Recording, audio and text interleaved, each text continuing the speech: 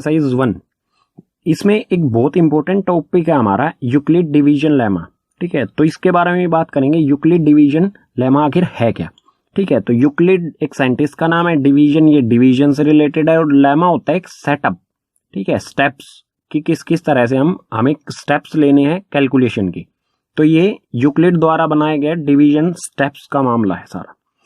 इसमें होता क्या है, अगर हमारे पास ए एंड बी जो है हमारे दो पॉजिटिव इंटीजर्स दिए गए हैं, अगर हम उनको डिवाइड करेंगे तो वो किस कंडीशन को सेटिस्फाई करेंगे? A equals to B Q plus में आर। ठीक है, तो कैसे हुआ ये? देखो, मान लेते हैं हमारा कोई ए पॉजिटिव इंटीजर है, उसको हम बी पॉजिटिव इंटीजर से डिवाइड कर रहे हैं। ठीक है, तो हमारा क्या आएगा? बी को हम किसी क्यू, क्वोशंट यहां पर आता है, क्यू से हम मल्टीप्लाई करेंगे तो यहां पर हमारा कुछ जो डिजिट आएंगी, फिर इसमें से इसको माइनस करेंगे तो हमारा लास्ट में कुछ आर बचेगा। ठीक है, ये मतलब हम सिंपली जो डिवाइड करते आ रहे हैं ना, एक तरह से इसी को कह सकते हैं हम यूक्लिड डिवीजन लेमा।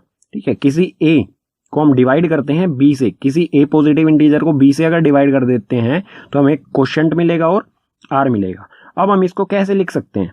ठीक है, ए इक्वल्स टू, ए किसके इक्वल होगा? बी मल्टीप्लाई में क्यू प्लस में आर। ठीक है, और यहां पर आर की वैल्यू क्या होगी? आर की वैल्यू क्या होगी? आर 0 के इक्वल हो सकता है, या तो हमारा रिमाइंडर जो है वो बिल्कुल 0 आएगा, या फिर 0 से बड़ा हो सकता है। ठीक है, 0 इक्वल टू 0 और greater than 0 and less than b, और हमेशा क्या होता है? लेस देन बी आता है। ठीक है, हमेशा जो रिमाइंडर होगा हमारा बी से कम आएगा। तो इसको समझने के लिए हम एक सिंपल एग्जांपल ले लेते हैं। ठीक है, तो एग्जांपल लेते हैं इसको समझने के लिए।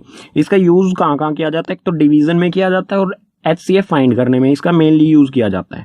ठीक है, और भी कई जगह कैलकुलेशंस में इसका यूज किया जाता है, लेकिन मेनली हम जहां पर यूज करेंगे एक तो डिवीजन में और एक एचसीएफ में। तो एग्जांपल ले लेते हैं, जैसे हम 45 ए इक्वल्स टू 45 और B equals to 6।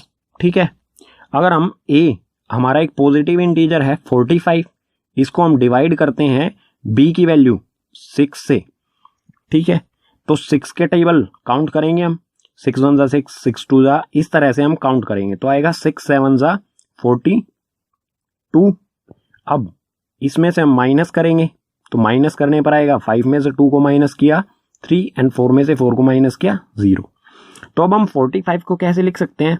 45 can be written as 45 equals to 6 multiply में 7 इज अवर क्वोशंट।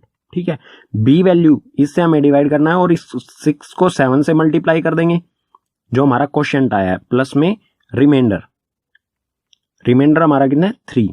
ठीक है, तो ये बात किसके इक्वल होगा? 45 की। ठीक है, बिल्कुल सिंपल कॉन्सेप्ट है ये। ठीक है, तो 6 7 जा 42 प्लस 3 45। तो हम इसको इस तरह से लिख सकते हैं, इस जो हमने ये सोल्व किया है। ठीक है, अब एचसीएफ में किस तरह से यूज करेंगे वो देखते हैं। एचसीएफ निकालना मेनली है इससे, उसको हम थोड़ा पूरा एक्सप्लेन करते हैं। ठीक है, तो मान लेते हैं हमें एग्जांपल दिया, एग्जांपल में कर सकते हैं हमें find the HCF, find HCF of 125 and 45। हमें एचसीएफ निकालना है इन दोनों का। एक तो होता है प्राइम फैक्टराइजेशन मेथड, लेकिन हम निकालेंगे यहां पर यूक्लिड डिवीजन के थ्रू। ठीक है, तो सबसे पहले क्या करेंगे, जो बड़ी वैल्यू है हमारी ग्रेटर वैल्यू उसको रखेंगे हम अंदर और छोटी वैल्यू से कर देंगे डिवाइड। ठीक है, तो डिवाइड करेंगे 45 2 जा 90, माइनस करेंगे, माइनस करने पर 5 में से 0 गए 5 और 12 में से 9 गए 3, तो यहां पर बचेगा हमारा 35। ठीक है, तो मैं 125 को कैसे लिख सकता हूं? यहां पर 125 इक्वल्स टू 45 मल्टीप्लाई में क्वोशंट है हमारा 2 प्लस में रिमाइंडर 35। ठीक है, अब हमारा जो डिवीजर था, जो हमारा ये डिवीजर है, इसको हम शिफ्ट कर देंगे इसके अंदर और रिमाइंडर से कर देंगे हम इसको डिवाइड, तो ये आ जाएगा यहां पर 45। अब करेंगे हम इसे रिमाइंडर, जो हमारा इसका 125 को रिमाइंडर बचा था उसे डिवाइड। 35 1 जा 35, तो यहां बचा हमारा 10। ठीक है, अब 45 को मैं कैसे लिख सकता हूं, 45 इक्वल्स टू 35 मल्टीप्लाई में क्वोशिएंट है हमारा 1 प्लस में रिमाइंडर 10। इसी तरह अब हम 35 से हमने इसको डिवाइड किया तो 35 को हम शिफ्ट कर देंगे यहां पर, तो ये आ गया हमारा 35। 3 जा 30, रिमाइंडर बचा हमारा 5। ठीक है, तो अब 35 को कैसे लिख सकता हूं मैं, 35 इक्वल्स टू 10 मल्टीप्लाई में 3 प्लस में 5। ठीक है, इसी तरह बिल्कुल आगे ही बढ़ाएंगे हम इसे, जो हमारा 10 है इसको ले आएंगे हम यहां पर। ठीक है, मैं यहां पर लिख देता हूं, तो 10 आ गया हमारा अंदर, और जो रिमाइंडर बचा, हमने इसको 10 से डिवाइड किया था तो 10 को अंदर, और रिमाइंडर बचा हमारा 5 से इसको करेंगे डिवाइड, तो 5 2 जा 10, 10 में से 10 को माइनस करेंगे 0, रिमाइंडर आ गया हमारा 0। तो 10 को मैं कैसे लिख सकता हूं, 10 इक्वल्स टू 5 मल्टीप्लाई में 2 प्लस में 0। अब HCF कैसे फाइंड करेंगे, तो HCF फाइंड करने का जो तरीका है, जो लास्ट स्टेप होगा हमारा, फर्स्ट स्टेप ये था, ठीक है, सेकंड स्टेप ये, थर्ड स्टेप ये, और फोर्थ स्टेप हमारा लास्ट स्टेप। ठीक है, जरूरी नहीं है कि हमारे हर क्वेश्चन में 4 स्टेप आए, हमारे एक स्टेप में भी कंप्लीट हो सकता है, 2 में भी, 3 में भी, 4 में भी, और इससे ज्यादा स्टेप्स भी हो सकते हैं।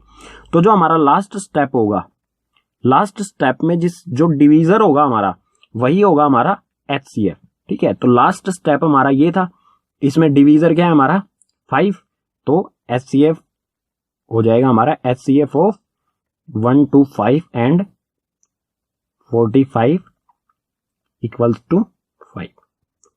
इस तरह से हम इसमें LCM निकाला जाता है। ठीक है, तो आपको वैसे प्राइम फैक्टराइजेशन मेथड से भी हम निकाल सकते हैं, लेकिन हमें यूक्लिड डिवीजन से इन सब चीजों को करना है। ठीक है, तो यही होता है हमारा कॉन्सेप्ट यूक्लिड डिवीजन का। इसके यूजेस क्या क्या हैं, आगे आने वाले एग्जांपल्स में, मतलब जो हमारे क्वेश्चंस आएंगे उसमें और अच्छी तरह से इसके यूजेस हमें